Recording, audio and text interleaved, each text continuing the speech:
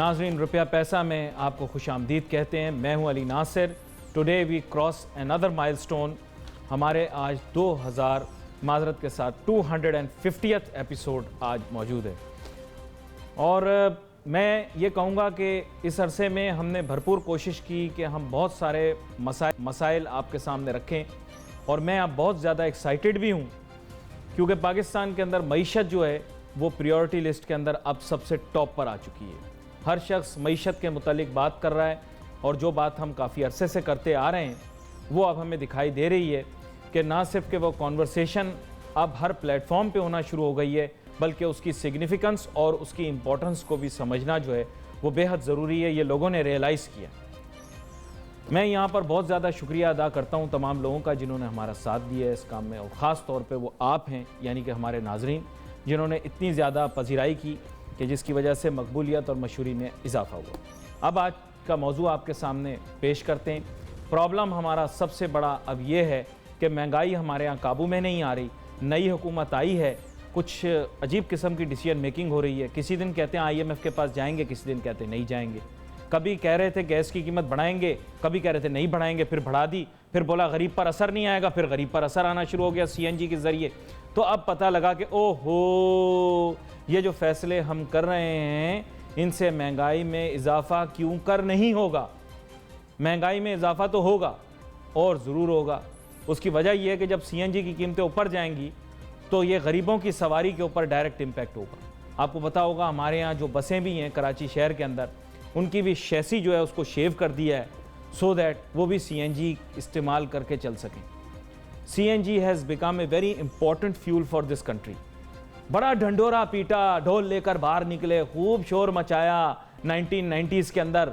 हाँ, हमारे पास CNG technology आ गई है, अब सारी दुनिया को पछाड़ देंगे। हमारे पास 50,000 साल के गैस रिजर्व मौजूद हैं, पूरे मुल्क को देंगे, इस्तेमाल करेंगे भरपूर, हाइड्रोकार्बन डेवलपमेंट करेंगे और जनाब क्लीन फ्यूल और क्लीन ऑयल लेकर आएंगे। रिजल्ट क्या हुआ? कुछ साल बाद पता लगा कि गैस के रिजर्व ख़त्म हो गए और फिर इशू और रिजॉल्व ये बना कि जी अब CNG इंडस्ट्री जिसको हमने फ़रोग़ दिया, अवाम से किटें लगवाईं, खूब ढोल बजाए, खूब शोर मचाया, अब उनकी इन्वेस्टमेंट एक तरफ करो। अब हमारी बात सामने आएगी और वो ये है कि हमारे पास तो वसाइल ही नहीं है।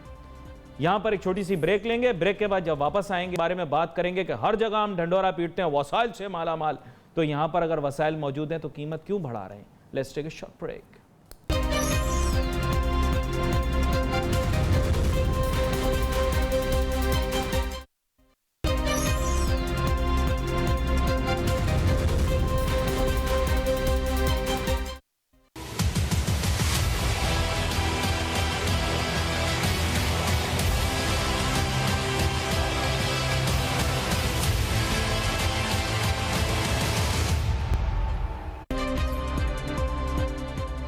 नाज़रीन, welcome back after the break. काफ़ी अरसे से बार बार एक ही बात कर रहा था कि चीज़ों की कीमतों के अंदर अगर इजाफा करेंगे तो अवाम में अनपॉपुलर होंगे और अगर उसको किसी तरह से डिस्गाइज़ करने की कोशिश करेंगे, ये शो करने की कोशिश करेंगे कि जनाब उसका इम्पेक्ट गरीब आदमी पर नहीं आएगा, ये भी एक गलत तासुर होगा और फिर मकबूलियत जो अवाम के अंदर अगर कम हो जाए तो फिर उसके बाद सारी पॉलिसियाँ मैं कहूँगा कि पसे पुश चली जाती हैं, लोग तनकीद का निशाना बनाते हैं। CNG के मुतालिक बात कर रहे हैं, 22 रुपये महंगी हो गई है और इसका इम्पेक्ट अब क्या आएगा इसके बारे में बात करेंगे। हमारे साथ बहुत ही अहम मेहमान शामिल गुफ्तगू होंगे, तारुफ कराते चलें। सबसे पहले जनाब जुनैद इस्माइल मागदा साहब जो कि प्रेसिडेंट KCCI हैं, यह हमें ज्वाइन करेंगे। शब्बीर सुलेमान जी साहब प्रेसिडेंट हैं ऑल पाकिस्तान CNG फोरम के, और जनाब शकील बेग साहब जो कि सार्फिन के हकूक़ के लिए एक तंजीम के सरबराह हैं। इन तीनों को वेलकम करते हैं शो में। गुफ्तगू का आगाज़ मेरे ख्याल करते हैं जुनैद इस्माइल मागदा साहब के साथ। जुनैद साहब, सबसे पहले तो आपको मुबारक हो, आप KCCI के सदर इलेक्ट हो गए। Thank you. और इसके साथ साथ अब बात यह है कि आते ही नई हुकूमत जो है उसकी पॉलिसियों को ऑब्ज़र्व करने का और उनको एनालाइज करने का आपको चांस भी मिल रहा है। CNG की कीमतों में इजाफा हो गया, इसके असरात पाकिस्तान की मईशत पर क्या मुरतब होंगे? जी बिस्मिल्लाहिर्रहमानिर्रहीम। सबसे पहले तो आपका बहुत बहुत शुक्रिया और ये मैं आज आपके 250th एपिसोड के अंदर में मुझे ये मौका मिल रहा है कि ये मैं इकनॉमिक कंडीशंस ऑफ पाकिस्तान को डिस्कस करूं। स्पेशली जहाँ पर ये गैस प्राइसेस की बात है, जहाँ सीएनजी सेक्टर एक अलग खाली सिर्फ यही सेक्टर नहीं रहा, बल्कि जनरल इंडस्ट्रीज़ को भी बहुत तकलीफ़ पहुंची है इस गैस की प्राइस हाइक करने से। बात यह है कि इसको अगर टेक्निकली देखा जाए तो हमें ये समझना है कि गवर्नमेंट इस वक्त जो प्रेजेंट गवर्नमेंट है वो भी नई आई है और उनके पास भी नए नए चैलेंजेस हैं। सो नो डाउट कि उन्होंने किसी तरीके से कवर अप करना है, तो उनके जहन में जो बात आई वो की। लेकिन हमारा सिर्फ सवाल इतना सा है कि बीइंग एन हम एक इकनॉमिक के पीछे एक कराची चैम्बर काम कर रहा होता है, आप हमें अपनी मशावरत में नहीं रखते और आप अपनी मर्ज़ी से जो प्राइसेस आती है उसको आप बढ़ा के हमारे ऊपर लोड डाल देते हैं। और इसके बाद उस लोड का जो रिज़ल्ट आता है वो ये है कि आम सारिफ या आम लोग या आम इंडस्ट्रीज़ जो है वो आवाज़ उठाने के लिए चैम्बर पे जो है आ जाती हैं। इस्लामाबाद तो रोज़ जाने से रहे लोग। अब हमें ये बताइए कि अगर आपने हमें तकलीफ़ में डाला है तो आप डालते रहें, लेकिन आप पहले हमारी बात थोड़ी सी इस आपके इस टीवी के अब तक के हवाले से ज़रा सुन लीजिए कि टैरिफ की जो बात हम सीएनजी की या जनरल इंडस्ट्रीज़ की कर रहे हैं, वो उन्होंने इसका नॉर्मल तरीक़ेकार किया था कि जब भी कोई प्राइस बढ़ाई जाती है तो वो ओगरा की नोटिफिकेशन के ज़रिए, क्योंकि हमारी जो रेगुलेटरी अथॉरिटी है वो oil and gas regulatory authority OGRA है। अब उसमें ये होता है कि वो हमें एक नोटिस भेजते हैं, क्योंकि एसएनजीपीएल और एसएचजीसी जो है वो अपने सारे मामला जब उनको रेवेन्यू शॉर्टफॉल होता है, उनका कहीं नुकसान होता है, तो वो उनको अप्लाई करती है कि साहब हमें ये किसी तरीके से इसकी इंक्रीज़ की इजाज़त दी जाए। वो एक तरीक़ेकार है जो नॉर्मल प्रोसीजरल है और इसके बाद वो अखबार में आता है और हम उसके पार्ट एंड पार्शल बनते हैं। ये प्रोसीजर जो है ये यहाँ अडॉप्ट नहीं हुआ, पहली बात तो ये है। और वो ना अडॉप्ट होने की वजह फाइनेंस मिनिस्ट्री को मालूम, ओगरा को मालूम। ऐसी डाइवर्जेंस क्यों हुई है इसके बारे में हम जानते हैं हमारे साथ मौजूद शब्बीर सुलेमान जी साहब से, जो कि प्रेसिडेंट हैं ऑल पाकिस्तान सीएनजी फोरम के। जनाब शब्बीर सुलेमान जी साहब, बात यह है कि आप तो इंडस्ट्री पर्सपेक्टिव पेश करेंगे। बात यह है कि सारिफ इस वक्त बड़ा परेशान है, क्योंकि जब वो गया सुबह में सीएनजी डलवाने के लिए तो उसको एक बिजली का करंट लगा। अभी तो खैर उसको आगे जाके बिजली के बिल में भी करंट लगेगा, हो सकता है जब उसके महीने का सौदा ख़रीदेगा तो भी करंट लगेगा। लेकिन बुनियादी तौर पे उसकी अचानक आंखें खुली और उसको पता लगा कि सीएनजी की कीमत तो इतनी बढ़ गई। ये अचानक किस तरह से हुआ, क्यों हुआ, कुछ बताया जुनैद साहब ने, कुछ आप बताएं। बिस्मिल्लाहिर्रहमानिर्रहीम। सबसे पहले मैं ये बताना चाहूँगा कि देखिए, हुकूमत पाकिस्तान ने 1992 में एक सीएनजी का पौधा लगाया। उसकी 3 बुनियादी वजूहात थी। सबसे पहले कि सीएनजी मुल्क में लगाया जाए क्योंकि हमारे पास गैस के रिसोर्सेज बहुत ज़्यादा है। Number 2, from economic point of view CNG substitute करता है पेट्रोल को, तो हमारे इंपोर्ट के ट्रेड डेफिसिट्स अपना जो है कम होंगे। ट्रेड डेफिसिट्स कम होंगे तो मुल्क अपना जो है वो सरप्लस में आएगा, बैलेंस ऑफ पेमेंट्स हमारी बेहतर होगी। और तीसरी जो बुनियादी वजूहात थी वो ग्रीन इन्वायरमेंट और एक क्लीन इन्वायरमेंट का स्लोगन अपना जो है दिया गया था। और आज ये 15 से 20 साल की हिस्ट्री के अंदर जब सीएनजी पाकिस्तान पूरी दुनिया के अंदर किसी एक चीज़ में हमने नंबर 1 जो एजाज़ हासिल किया है, लेकिन बड़े अफसोस से कहना पड़ रहा है कि पहली मरतबा ये सीएनजी इंडस्ट्री के साथ ऐसा जुल्म हुआ है कि 20 से 22 रुपये किलो का इजाफा। मैं ये समझता हूँ कि मैंने लोगों की चीख देखी है पिछले 2 दिनों में, जो कि आम आदमी का एक फ्यूल है। It is a poor man's fuel, एक गरीब आदमी का फ्यूल है। रिक्शे में अपना चलती है, बसों में अपना जो है चलती है। लोग जो सफ़र करते हैं वो सीएनजी पर सफ़र करते हैं। 70% ऑफ द बसेस अपना जो है वो सीएनजी पर कन्वर्टेड है।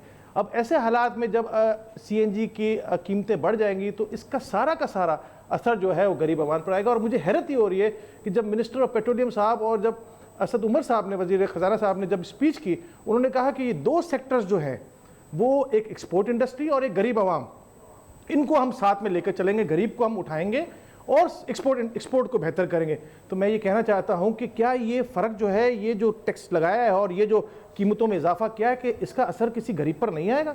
क्या बसों का किराया नहीं बढ़ेगा? क्या रिक्शा के किराया नहीं बढ़ेंगे? क्या सब्जियों में और आम जो घरेलू चीज़ों में इस्तेमाल जो कमोडिटीज़ है उसमें एक हाइपर इन्फ्लेशन नहीं आएगा? सर, मैं ये वार्न कर रहा हूँ, मैं बता रहा हूँ आपको कि इसकी रिपरकशंस आपको आने वाले वक्त में पता चलेंगे। एक हाइपर इन्फ्लेशन क्रिएट होगी। जब रिपरकशंस आगे आने वाले दिनों के अंदर हमें पता लगेंगे। मैं तो काफी अरसे से इस मुतालिक शोर मचा, लेकिन वो 100 दिन वाली ऐसी पाबंदी लगाई हुई है कि जकड़ के रखा हुआ है, 100 दिन से पहले कुछ बोलो नहीं। Let's take a short break.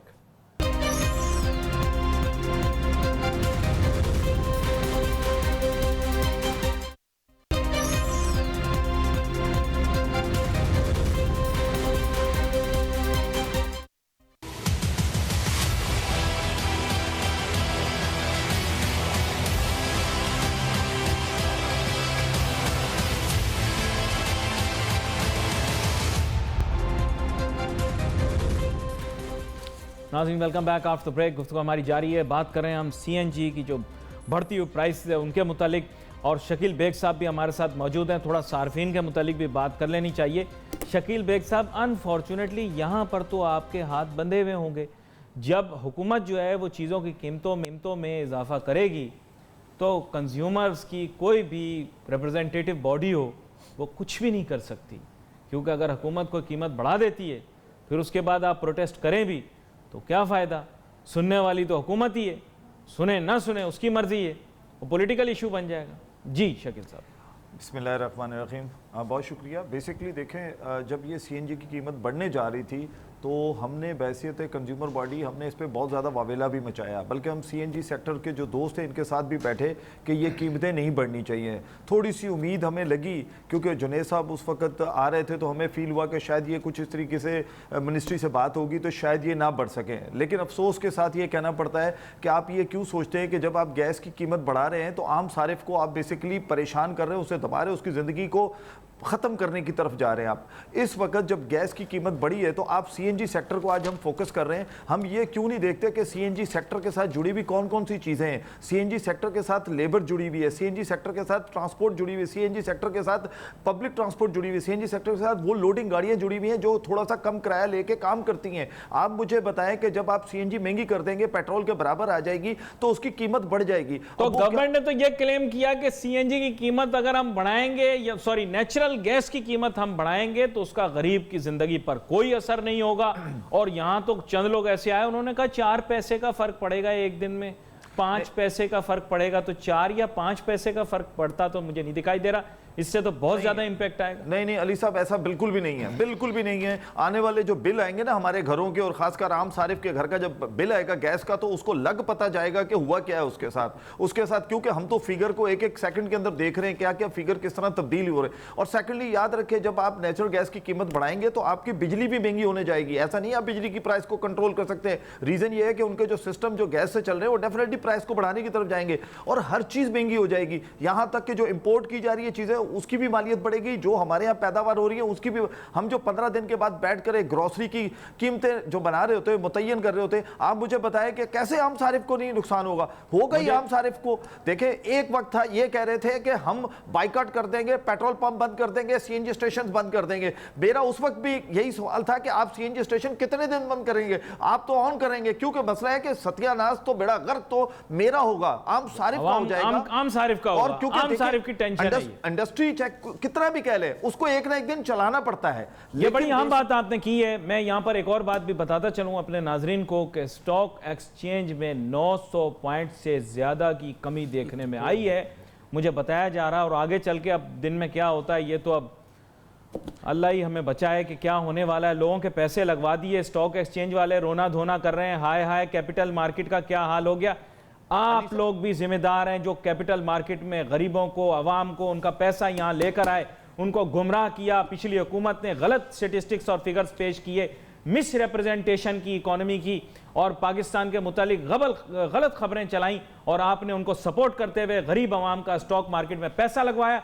आज आप खत दे रहे हैं कि ये देखें जी असद उमर साहब तरस खाएं, हमारी मार्केट के साथ क्या हो रहा है। जुनैद इस्माइल मागदा साहब, आपकी जानिब में दोबारा आता हूं। बात ये स्टॉक एक्सचेंज का मसला तो पूरा हफ्ता डिस्कस करूंगा।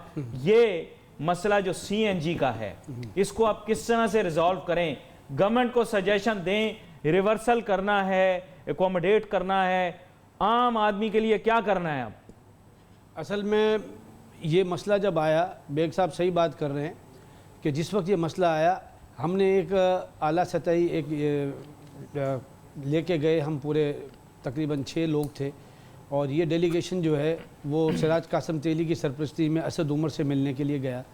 और हमने वहाँ जाके अपनी रिजर्वेशंस रखी और हमने कहा कि ये ग्रीवेंसेस हैं जो आपको सुननी है और उसको किसी तरीके से अकोमोडेट करना है, क्योंकि ये सिर्फ एक आम आदमी से लेके एक बड़े आदमी तक का, ये सब लोगों का एक साथ एक मसला है। लेकिन निचला तबका जो है, मिडिल और पुअर क्लास जो है, वो बिल्कुल दब जाएगी और इसमें बड़े नुकसान आएंगे। उस पर उन्होंने ये कहा कि मैं, और फिर उसके साथ हमने वो सीएनजी सेक्टर की बात की, तो उन्होंने मुझसे ये बात की जो मैं आपके कोट कर रहा हूँ कि जी मैं इस वक्त दुनिया की इंटरनेशनल एनर्जी के प्राइसेस को देख रहा हूँ और इंटरनेशनल एनर्जी के प्राइसेस को जब मैं देखता हूँ तो मैं LNG से कंपेयर करता हूँ, और जो LNG की कंपैरिजन है वो ये है कि 1450 रुपये की प्राइस पे अगर आप ये समझते हैं कि अगर इसमें कोई फ़र्क है इसकी कंपैरिजन में, तो आप ज़रूर मेरे पास इशू लेके आए। मैंने कहा सर बात ये नहीं है, बात यह है कि ये 1450 तो जब LNG बनती है तो वो एक गैस नेचुरल रिसोर्स होती है, हमारे यहाँ भी नेचुरल रिसोर्स है, ये कुदरती वसाइल का एक हिस्सा है। जब हम ये कुदरती वसीले को जब हम निकालते हैं तो उसके ऊपर कोई लोडिंग होती है, वो लोडिंग होते होते जब वो कतर में गैस निकलने के बाद जब वो उसके ऊपर लोडिंग होके जब वो ट्रैवल करके ट्रांसपोर्ट के ज़रिए जब कराची पहुंचती है तो इसके बाद भी कुछ ओवरहेड एक्सपेंसेस हैं जो उसके ऊपर गैसिफिकेशन के चार्जेस हैं, इसके बाद पोर्ट के चार्जेस हैं, और ये गैस ट्रैवल हो रही है तो SHGC के चार्जेस हैं। ये सारे चार्जेस मिलाने के बाद ये 1400 है। आपके पास अल्लाह पाक ने गैस दी है जिसका हम बार बार यही जिक्र करते हैं आर्टिकल 158 का, फिर यही जिक्र करते हैं कि जी हमारे पास 70% गैस वो डिप्लीट हो गई जुनैद साहब, वो डिप्लीट हो गई, खत्म हो गई। वो सिर्फ पाक स्टडीज की किताबों में लिखा हुआ है, दुनिया की हर चीज हमारे मुल्क में अवेलेबल है, कुछ अवेलेबल नहीं है, ऑयल पंपिंग तक नहीं हमारे मुल्क के अंदर। अच्छा करंट स्टेटस ले लें, इस वक्त आपका जो शॉर्टफॉल है वो LNG की शक्ल में इंपोर्ट हो रहा है। आप मेरी बात सुन लें, LNG की शक्ल में जितना इंपोर्ट हो रहा है और आपके पास जितना गैस है उसकी टोटल कंजम्पशन को चेक कर लें। अगर आप चेक करेंगे तो 4200 की आपकी जो है वो MMCFD की जो है वो ज़रूरत है वो पूरी हो रही है। जितना शॉर्टफॉल है वो आ रहा है, जिसमें से सिर्फ 1150 जो है वो सिंध के लिए है, बाकी 1800 आपकी SNGPL के लिए, SHGC, और इसके अलावा एक स्पेशल जो है वो 900 MMCFD। अब इसमें जो शॉर्टफॉल हुआ है, आप एक बात समझ लें कि उस शॉर्टफॉल को पूरा करने के लिए नेचुरल रिसोर्स से जो आपकी गैस की जो प्राइस है वो $2 की है। अमेरिका के अंदर में जब ये गैस निकलती है तो $1.2 की होती है। आप LNG मंगाते हो तो वो $6.5 थी, 4.5 से 6.5 तक पहुंच गई। अब आप ये कहते रहे पूरा साल जब आप अपोजिशन में थे असद उमर साहब, तो वो यही कहते थे कि LNG $6.5 की है। अब जब मैंने इनसे बात की तो इन्होंने हिसाब $9.5 का बना दिया। सर ये बहुत मिसाल तो आम फहम है, लेकिन लड़की शादी से पहले और शादी के बाद और हो जाती है, उसका मिजाज तबीयत तब्दील हो जाते हैं। बिल्कुल इसी तरह सियासतदान हुकूमत में आने से पहले और हुकूमत में आने के बाद बिल्कुल तब्दील हो जाते हैं। शब्बीर सुलेमान जी साहब, बात यह है कि कुछ फैक्ट्स और स्टेटिस्टिक्स हमारे सामने रखे जुनैद साहब ने, और इससे ये पता लग रहा है कि हमारे यहाँ एक शॉर्टफॉल एग्जिस्ट करता है। प्राइसिंग मैकेनिज़्म का फ़ायदा जो है आवाम को होना चाहिए। अनफॉर्चुनेटली मैं आपकी इंडस्ट्री को इतना ज़्यादा वो नहीं कर सकता क्योंकि यहाँ पर आवाम सुनने वाले ज़्यादा हैं। प्राइसिंग मैकेनिज़्म में कोई चेंज लाएं, हमें फ़ायदा किस तरह से होगा आवाम को?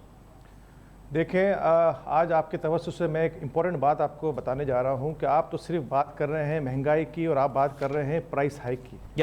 लेकिन जो सबसे बुनियादी वजूहत है, मैं इसको आगे जो देख रहा हूं वो एक अनएम्प्लॉयमेंट भी देख रहा हूं, बेरोज़गारी भी देख रहा हूं। CNG इंडस्ट्री से 1 लाख से 1.5 लाख आदमी डायरेक्ट एंड इनडायरेक्ट एम्प्लॉयड है, सही ना। और इसके साथ सिर्फ CNG स्टेशंस पे जो लोग काम करते हैं वही नहीं है, CNG स्टेशंस में एक मेंटेनेंस होती है, ऑयल इंडस्ट्री है, ऑयल लेते हैं, वाटर ट्रीटमेंट करवाते हैं, आप मोटरें लेते हैं, आप इसके साथ किट्स कन्वर्जन के सेंटर्स हैं, बहुत सारी अपना जो है डायरेक्ट एंड इनडायरेक्ट एम्प्लॉयमेंट है। तो मैं आपको बताना चाह रहा हूँ हकीकत के तौर पे कि जो प्रैक्टिकल अब हो रहा है ये, क्योंकि वॉल्यूम CNG स्टेशंस के कम हो रहे हैं, क्योंकि पेट्रोल के बराबर ऑलमोस्ट CNG आ चुका है, तो जिनके वहाँ 10 आदमी थे वहाँ पर 4 आदमी ले ऑफ करके सिर्फ 6 आदमी रखे जा रहे हैं। ये प्रैक्टिकली हो रहा है 2 दिनों में, तो ये एक अनएम्प्लॉयमेंट की शक्ल आ रही है। दूसरी में इंपॉर्टेंट बात, आप लोगों की नेचर ऑफ इन्वेस्टमेंट का तो मुझे पता नहीं, लेकिन आवाम के भी 2 अरब से लेकर 5 अरब लग चुके हैं इस काम में, सर, अपनी CNG किटें लगाने में और वगैरह वगैरह। ये मैं आपको बता दूं, हमारे पैसे लग चुके हैं अभी। 450 मैं आपको एक इंपॉर्टेंट बात बताऊंगा कि सुप्रीम कोर्ट के ऑर्डर आए थे 2005 में कि आलूदगी खत्म करने के लिए, ग्रीन फ्यूल करने के लिए और डीजल की इंपोर्ट में कमी लाने के लिए तमाम ट्रांसपोर्ट सेक्टर को हिदायत की गई थी कि वो इमीडिएटली CNG पर कन्वर्ट करें। इसीलिए आज ये ट्रांसपोर्ट सेक्टर 70% ट्रांसपोर्ट जो सेक्टर है वो CNG पर आ चुका है। लेकिन अफसोस ये है कि ऑर्डर्स आने के बाद आज आपने जो है इसकी सस्टेनेबिलिटी को आपने डैमेज कर दिया है। एक मशहूर अंग्रेजी में कहावत है, the business that stage is the business that page. अगर आपका बिजनेस रहेगा तो आप पे करेंगे, जब आपका बिजनेस ही सस्टेनेबल नहीं रहेगा तो आप में अनएम्प्लॉयमेंट भी होगी और एक टैक्सेस में भी कमी आएगी।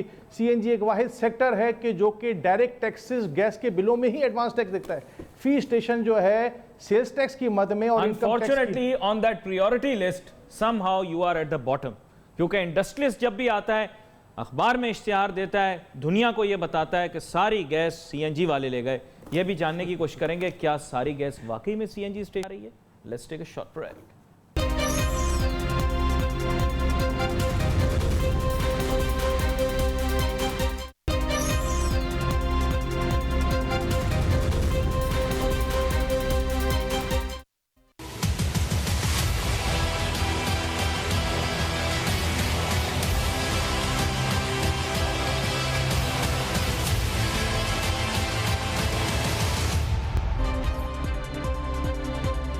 नाज़रीन वेलकम बैक। सच की तलाश में हूँ, आखिर हकीकत क्या है?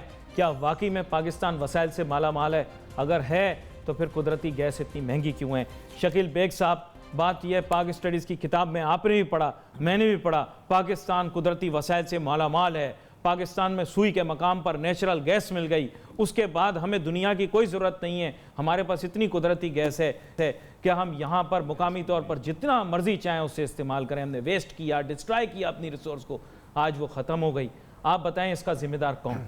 सबसे पहले तो मैं आपकी उस बात से जुड़ना चाहूँगा, जब आपने स्टॉक एक्सचेंज की बात की कि वहाँ लोगों का पैसा लगा, तबाह हो गया, बिल्कुल वही काम हमारे साथ भी हुआ है। हमने सीएनजी पे 450-500 अरब रुपए इन्वेस्टमेंट किए हैं सर। हमारी गाड़ियों में जो किटें लगी, गवर्नमेंट की श्योरिटी की वजह से लगी कि आप किट लगा दो। एक गाड़ी में शुरू में 80-80 हज़ार रुपए की किट लगती थी। आप मुझे बताएं कि वो सारिफ को कौन पैसे वापस करेगा? उस गाड़ी की तो वैल्यू डी वैल्यू हो गई। जब वो सीएनजी इतनी महंगी हो जाएगी तो वो क्यों डलवाएगा सीएनजी? वो तो पेट्रोल की तरफ जाएगा। तो स्टॉक एक्सचेंज के साथ साथ आम सारिफ को यहां भी तबाह किया जा रहा है। लेकिन जहां तक इस बात की सवाल है कि कल वज़ीर-ए-आज़म साहब अपने खिताब फरमा रहे थे कि पाकिस्तान में बहुत ज्यादा इतने मदनियात हैं कि हम मालो माल हो जाएंगे, ये कल की बात है। तो जब ये जितने भी हमारे इस वक्त वज़रा बने हैं, खासकर मैं उमर असद साहब की बात करूंगा, ये जब अपोजिशन में थे तो मैं इनके फिगर सुन के इतना हैरान होता था। मैंने कहा यार अगर इसको वज़ीर ख़ज़ाना बनाया जाए ये तो पाकिस्तान को कहीं से कहीं पहुंचा देगा। और आज ये सारिफ को इसने कहीं से कहीं पहुंचा दिया। आज इनको वोट देने वाले मुझसे बातें करते हुए ये कहते हैं कि यार ये हमने वोट देके गलती तो नहीं कर ली, ये कहीं हम किसी परेशानी में तो नहीं आ गए। खुदा के वास्ते आप हमारे हालात पे रहम कीजिए। गरीब आदमी अगर एक आज भी मैं आज आपको बता दूं कि जो दस्तरखान लगे हुए हैं ना, ये सिर्फ गरीबों के लिए लगे हुए हैं, क्योंकि उनके घर में गैस के भाई जरा तनकीद करो तो कहते हैं बिक गया, जरा तनकीद करो तो बोलते हैं जी ये तो नून लीग की तरफ से बोल रहे हैं। तनकीद करो तो लोगों का जहन ऐसा बना हुआ है, 100 दिन तो दे दो, 40 दिन में 40 साल का सामान खराब हो गया। सर मेरी एक गुजारिश है इसमें, मेरी गुजारिश है कि आप अगर हुकूमत में आ रहे थे, आपको पता था कि लुटी पुटी हुकूमत 250 अरब रुपए तबाह करके जा चुकी है, गर्क करके जा चुकी है, तो आपने ऐसे वादे हमसे क्यों किए? हम तो वादों को देख रहे थे, हमें पता था कि आपको सब पता है। हम मानते हैं कि इस टाइम पोजीशन खराब है, लेकिन आपने वादे तो किए ना। उन वादों को अब आप 100 दिन के बाद ये महंगाई करते हैं ना, आपने तो 100 दिन से पहले महंगाई कर दी। हमसे 100 दिन मांग लिए और हमें 100 दिन देने के लिए तैयार नहीं है। नहीं बस, लेकिन इसमें मैं एक बात और ऐड करूंगा। देखिए अब खुदकुशियों की तरफ लोग जाएंगे क्योंकि गुर्बत बढ़ेगी, और आज भी जितनी गुर्बत की वजह से खुदकुशी होती है, बच्चे को मां को बच्चे मार देती है, बुरे हालात है, भीख मांगने पे लोग आए हुए। तो मैं सीएनजी सेक्टर के साथ जोड़ के उन लोगों को भी जोड़ना चाहता हूं जो इसके साथ जुड़े हुए हैं, कारोबार के साथ जुड़े हुए हैं। अली साहब अगर अभी रहम नहीं किया गया, वज़ीर-ए-आज़म साहब इस पे नजर करम करें, अपनी खास नजर रखें, वरना ये तबाही की तरफ जाएगा मुल्क। I am sure this message is getting to him। जो कोशिश यही होती है कि आवाज उन ऐवानों तक ही पहुंचे जहां पर एक्चुअली एक्शन लिया जा सके। मेरी हमेशा से यही कोशिश रही है। जुनैद इस्माइल मागड़ा साहब, अब बात ये चैलेंज ये, हमारे यहाँ तमाम इंडस्ट्रीज मिलकर ये कहते हैं कि सारी नेचुरल गैस आप सीएनजी वाले इस्तेमाल कर लेते हैं, और बार बार इश्तिहार भी देते हैं, बताते भी हैं, तशहीर भी करते हैं कि आप लोग सीएनजी वाले हमारे मुल्क की कीमती गैस को अपने पंपों में डालकर गरीबों तक पहुंचाते हैं, गरीबों की सवारी को देते हैं, बहुत गलत करते हैं, ऐसा कहते हैं। बात यह है कि कराची चैम्बर ऑल सेगमेंट्स को रिप्रेजेंट करता है, और जो कोई तकलीफ़ लेके हमारी तरफ आएगा तो हम उसकी आवाज़ बिल्कुल उठाएंगे। ये हमारा लीगल और मॉरल राइट भी है। मैं ये कहूँगा आपसे कि सीएनजी सेक्टर जो इस्तेमाल गैस कर रहा है वो 75 mmCFD इस्तेमाल कर रहा है। आप मुझे ये बताइए how much is that bye ratio? कि ये रेशो तो कुछ है ही नहीं है। आप एक बात समझ लें, जब आपके पास 4200 mmCFD खुद की पैदावार है और आप LNG के ऊपर आपने नॉर्थ को लेके चले गए हैं, साउथ में सिर्फ ये रह गई है आपकी gas natural. I have just run out of time. Just a last word from Shabbir Suleman ji sahab, how much does it make in ratio कितना नेचुरल गैस आप लोग यूज़ कर रहे हैं? देखिए, अगर आप पूरे पाकिस्तान का हिसाब लगाने जाएं तो 4000 MMCFD गैस हमारी प्रोड्यूस होती है, और हमारी, जिस तरह जुनेद भाई ने कहा कि हम 75 MMCFD इस्तेमाल करते हैं, विच इज़ इक्वल टू 3 से 4% ऑफ टोटल कंट्रीज कंजम्पशन। अगर आप सिंध की बात करें तो सिंध में सुई सदर्न गैस कंपनी की जो कंजम्पशन है वो 1200 से लेके 1400 MMCFD है, उसमें हम 75 MMCFD इस्तेमाल करते हैं, तो आप देखें उसकी कंजम्पशन है 6%। तो ये बड़ी एक स्पेकुलेशंस अपना जो है क्रिएट की गई है, एक प्रोपेगेंडा क्रिएट किया गया है। आप तीनों मेहमानों का बहुत बहुत शुक्रिया, आपने शो में आज हमें ज्वाइन किया। हमने कोई मुफस्सिल अंदाज में इस मौजू को हम आगे लेकर चलें, वक्त थोड़ा कम था, हम कोशिश काविश करते रहेंगे, मुस्तकबिल में भी इसी तरह के मौजूआत आपकी खिदमत में हाजिर करेंगे। Wait for your message on Facebook. यहाँ पे अली नासिर हमारी टीम को इजाजत दीजिए। अल्लाह हाफ़िज़।